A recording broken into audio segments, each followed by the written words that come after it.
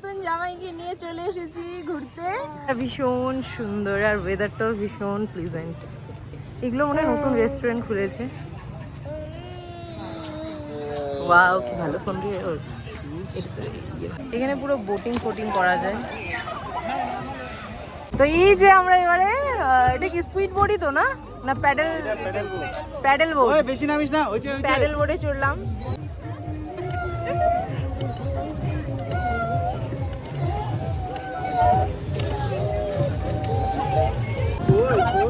দিতু টুকি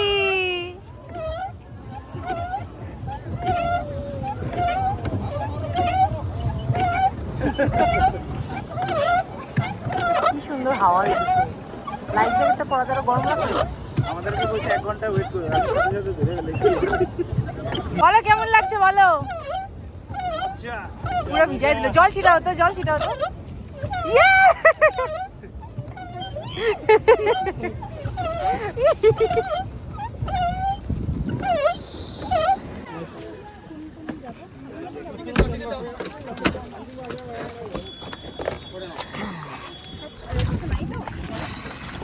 बड़ा मजा आया। এবার আমরা খাচ্ছি চার পকোড়া। না প্যাডেল বোটে না বাচ্চারা নামেনি, শুধু আমরা 4 জন নেমেছিলাম বড়রা, আর আমাদের সবার থেকে বড় দিত্যা নেমেছিল গাইড করার জন্য। বাচ্চাদের না অন্য ওয়াটার অ্যাক্টিভিটি করার ছিল, মানে আমরা যতক্ষণ বোটে ছিলাম অম্লান সাঁতার কেটেছে আর জিয়া জেনি ডাঙায় দাঁড়িয়েছিল। পরে আমরা আসার পর ওদের কোনো অ্যাক্টিভিটি করার থাকলে করত। তবে সেই সময় জলে একটা 16-17 বছরের বাচ্চা ছেলে পায়ে কচুরিপানা পেঁচিয়ে গেছিলো, তো ও জলে না মানে তলিয়ে যাচ্ছিল, মানে আর জলের মাঝের দিকে একটু ডিপও আছে, উপর থেকে মনে হয় অল্প জল, বাট কিছু কিছু জায়গায় একটু খাই আছে, তো সেইখানে কচুরিপানা যেহেতু পায়ে পেঁচিয়ে গেছিলো ও তলে তলিয়ে যাচ্ছিল, সেই দেখে বাচ্চারা প্রচুর ভয় পেয়ে গেছে। অম্লানও সাঁতার কেটে উঠেছে আর জলে নামে, আর জিয়া জেনিও ভয় পেয়ে বলছিল যে আর কোনো অ্যাক্টিভিটি করবো না আর জলেও নামবো না। তো আমরা বললাম যে না না চল জলে চল, আমি হাত ধরে নিয়ে যাচ্ছি, ওখানে গিয়ে সবাই মিলে একটু ফটো তুলবি, মানে ওরাও তো জলে নামেইনি।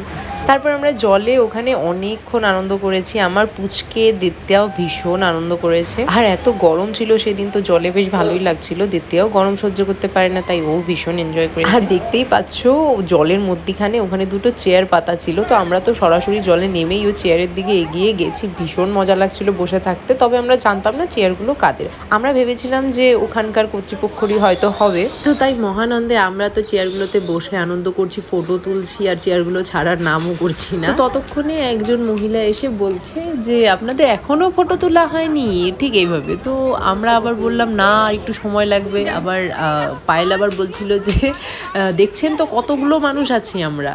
তো আমরা ভেবেছিলাম কর্তৃপক্ষের চেয়ার, তো আমরা যতক্ষণ সময় লাগাচ্ছিলাম আর উঠছিলাম না ওখান থেকে। পরে যখন আমরা উঠলাম তখন দেখছি সেই ভদ্রমহিলা এসে নিজের চেয়ারগুলো ফোল্ড করে নিয়ে যাচ্ছে, মানে সেই চেয়ারগুলো ওনার ছিল, আর আমরা ওনাকেই পুরো একদম দম দিয়ে দিয়েছি যে দাঁড়াও আমরা ফটো তুলবো, কতজন আছি, কারণ আমরা ভেবেছিলাম চেয়ারগুলো কর্তৃপক্ষর, তো আমরা নিজেদের মতন ফটো তুলে নিচ্ছি এখানে বসে বসে, কিন্তু চেয়ারগুলো ওনার নিজের ছিল, উনি বাড়ি থেকে নিয়ে এসেছিল।